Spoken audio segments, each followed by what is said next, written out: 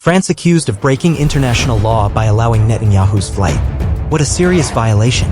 France has been accused of ignoring its legal duties by letting Israeli Prime Minister Benjamin Netanyahu's plane fly through its airspace not once but 3 times in just 2 months. Netanyahu, who faces an ICC arrest warrant for war crimes in Gaza, traveled from Hungary to the US last weekend, crossing over Croatia, Italy, and France. Similarly, in February, his flight from Israel to the US also passed through Greece, Italy, and France. Reports say his return trip followed the same path. A French official claimed the February flight was authorized and followed international law. The Rome Statute, they argued, does not require countries to ban flights carrying someone with an arrest warrant. UN expert demands EU protect ICC from US sanctions. How shocking! The UN's top legal expert has urged the EU to defend the ICC after US sanctions targeted its chief prosecutor, Karim Khan. In an interview, UN Special Rapporteur Meg Satterthwaite slammed former US President Donald Trump's order, which punished Khan for investigating Israeli officials. By doing this, she said, the US is supporting impunity instead of justice for serious crimes. The sanctions came just after Netanyahu visited the White House. The ICC wants Netanyahu for alleged war crimes in Gaza since October 2023. Arrest warrants were also issued for his former defense minister and 3 Hamas leaders who were later killed by Israel. Palestinian lawyer survives attack, now pursues justice in UK. What a brave fight for justice. Raji Sawarani, a top Palestinian human rights lawyer, barely escaped an Israeli airstrike that destroyed his home in early 2024. By late February, he and his family fled to Egypt. Since 2015, Sawarani has led legal efforts at the ICC for Palestinian victims. Recently, he helped South Africa in its genocide case against Israel at the International Court of Justice. Now, he's in Britain with a new mission, pushing for the prosecution of 10 British citizens accused of committing war crimes in Gaza while serving in the Israeli military.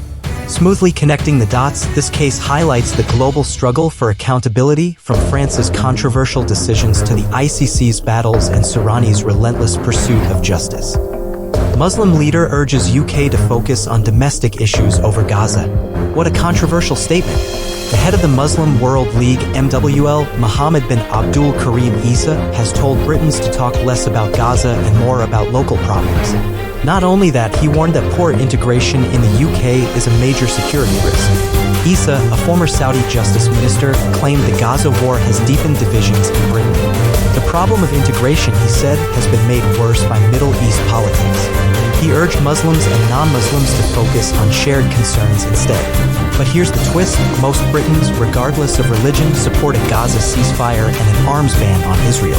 Still, Isa insisted that without better integration, fear and isolation could lead to bigger problems. UK warned, backing US against Iran puts troops at risk. How dangerous is this?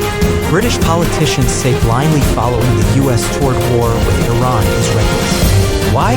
Because Iran has threatened to strike UK forces in response. Tensions rose after US bombers were sent to Diego Garcia, a British-controlled base. Iranian officials warned, if attacked, we won't care if targets are American or British. Meanwhile, UK leaders are sounding the alarm.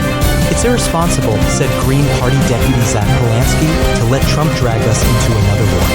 Independent MP Ayub Khan agreed, urging diplomacy over military action. And the risk is real.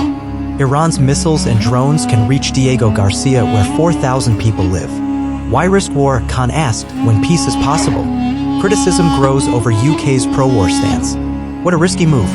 Even the Green Party, which condemns Iran's attacks, opposes UK involvement.